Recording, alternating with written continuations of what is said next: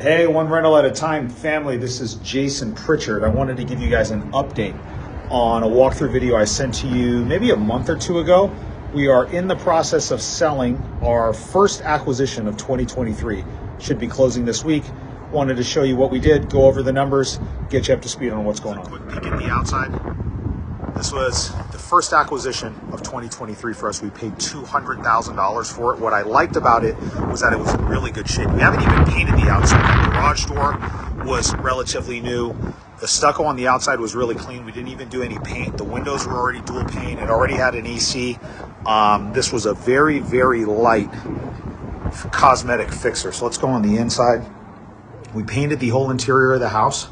We didn't even do new carpet in here. We just steam cleaned the carpets. There was a wall heater here that we canceled, and we just tied everything into the central heating and air unit that was still good. You can see from the kitchen, again, fresh coat of paint on the walls. Cabinets we also sanded down and repainted, but there was already granite and tile backsplash. Didn't feel it was necessary to redo those. This is a 3-bed, 1-bath. Again, bathroom was already pretty clean. I didn't need to spend a ton of money in here. I would say all in between the paint, refinishing the cabinets, new light fixtures, some pest work that we needed to do. We've spent about $11,000 remodeling this house.